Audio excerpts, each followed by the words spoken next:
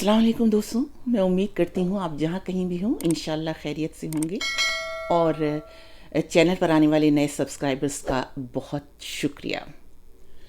आप लोग देख रहे होंगे आजकल गुजर खान में एक बहुत बड़ी यानी कई एकड़ों में फैली हुई रिहायशी स्कीम के इश्तिहारात चल रहे हैं और हर चैनल पर इस इश्तिहार का चलना, वो भी काफ़ी तवील इश्तिहार, वो ये बताने के लिए काफ़ी है कि इस मुहिम पर किस कदर अखराजात, यानी इस इश्तिहारी मुहिम पर किस कदर अखराजात हुए होंगे और ये किस किस्म के ख़रीदारों को राग़िब किया जा रहा है, यानी पैसे वाले लोग, अशराफिया या बहुत अच्छी आमदनी वाले लोगों को ख़रीदने की तरफ राग़िब किया जा रहा है। मुझे ये हैरत है कि पाकिस्तान के पॉलिसी साज़ों को कब होश आएगा। मुझे तो यूँ लगता है कि वो दिन जल्द आने वाला है जब पाकिस्तान के करोड़ों आवाम के ना तो सर पे छत होगी और ना उनके पाँव तले ज़मीन होगी। इसलिए कि पाकिस्तान एक बहुत ही गुंजान आबाद मुल्क है। आबादी जो है वो मतलब एक बेहंगम तरीके से बढ़ रही है। इसके बावजूद पाकिस्तान में जो रिहायशी स्कीमें बनाई जाती हैं उनमें इस आबादी को कभी पेश नज़र नहीं रखा जाता।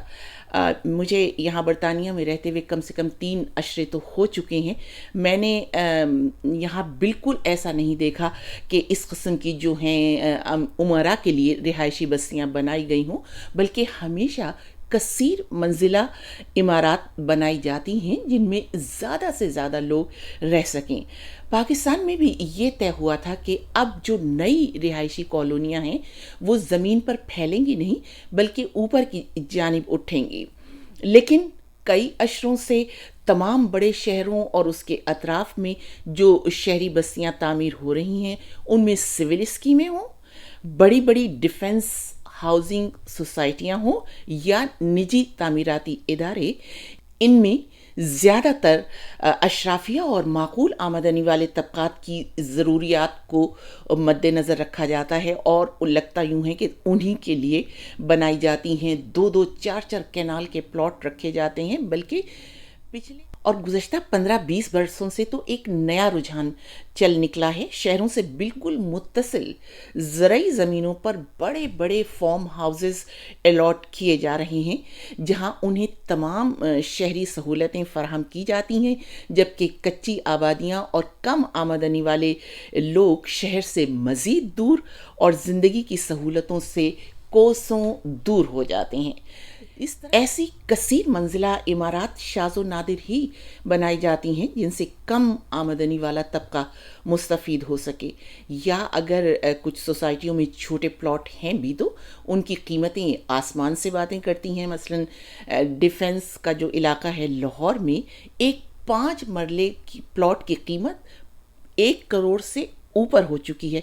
मेरे तो ये सुनकर होश ही उड़ जाते हैं कि ये क्या कभी कोई कम आमदनी वाला या पसमानदा तबके के लोग कभी सोच भी सकते हैं कि वो इन प्लॉटों को ख़रीद सकते हैं।